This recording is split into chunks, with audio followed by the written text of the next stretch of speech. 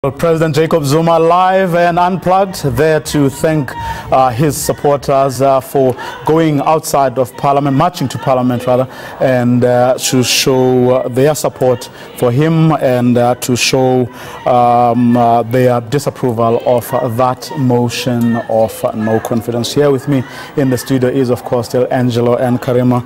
As we wrap, if I may start with you, Angelo, this time, listening to what the president had to say just now, do you think there'll be room for, shall we call it, magnanimity on his part to say, look, it was what it was, beyond this point maybe we need to fix things?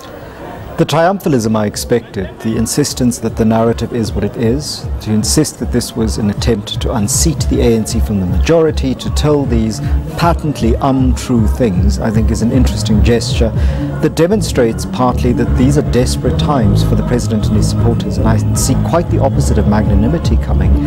I see a great putsch coming, because the president now has to clear house and make sure that if he has his eye on a successor in the December 2017 succession debate, that his successor is the one that gets chosen. And so he must maneuver very quick and very fast to ensure that the parliamentary caucus and those people who benefited from it are actually people who will support whoever his candidate is that he chooses. And you know, we already see that there are members of the party on social media indicating that one day the truth will come out, they will find out who it is who voted against the president, and there will be a day of reckoning. And my sense is that the next 4 months will be very, very messy if the ANC doesn't nip this in the bud and actually deal with the fact that the factions are now out in the open. It's entered the parliamentary caucus, and so all talk of unity is now out the window. It's mere window dressing, it's mere talk. The substance of unity is no longer even there in the parliamentary caucus. Karima, what is or would make it difficult for President Jacob Zuma to just turn around, knowing that he's got a few months left after all, you know, to December, and in the months left actually try and appease, or shall we say, prove wrong, you know, his detractors? What is there, standing in the way of him doing that? I think, Vuyo, we must come back to the question, whose interest is President Jacob Zuma serving?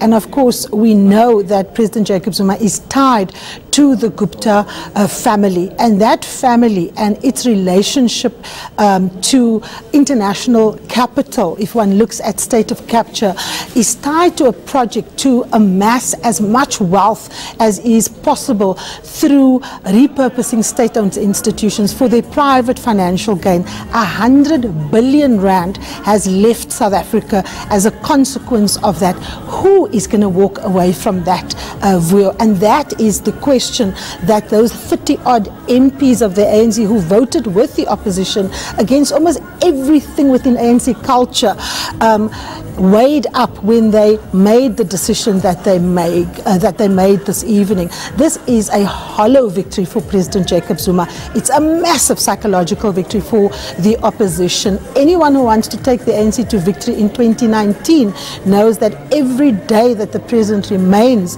and anybody associated with him remains in the leadership makes it harder for them to convince the majority of South Africans to continue to give the ANC its support. A fun fact: more MPs in the ANC voted against President Jacob Zuma than is the total amount of MPs that represents the EFF in Parliament.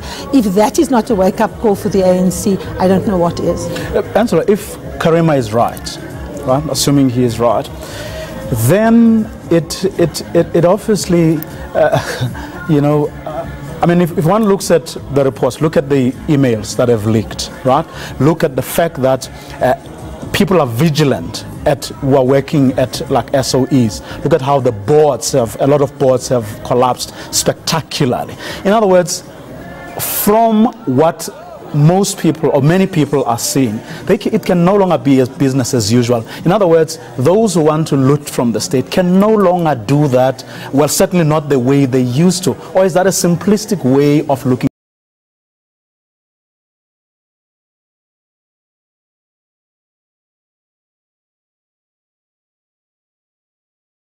the thing? After all, they can no longer do what they were so able to do previously.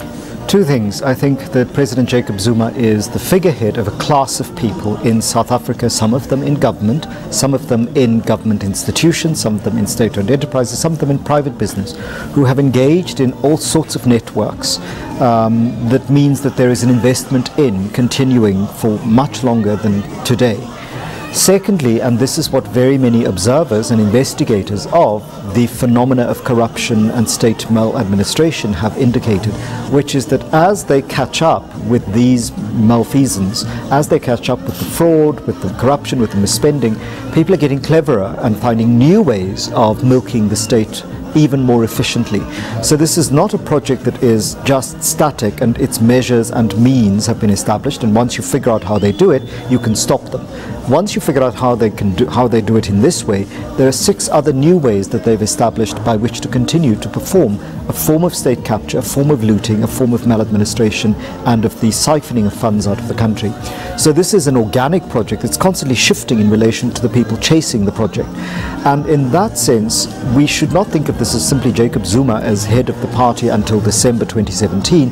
This is a class of people invested in Jacob Zuma being president of the party until the end of 2017, and invested in him being president of the country until 2019, so that they can then have a new candidate do precisely what they see as Jacob Zuma having done. Continuing from where he would have left off. So this is about a group and a class of people, not just one man. Angelo, Fick, Karima Brown, thank you very much. That's where we're going to leave it for now.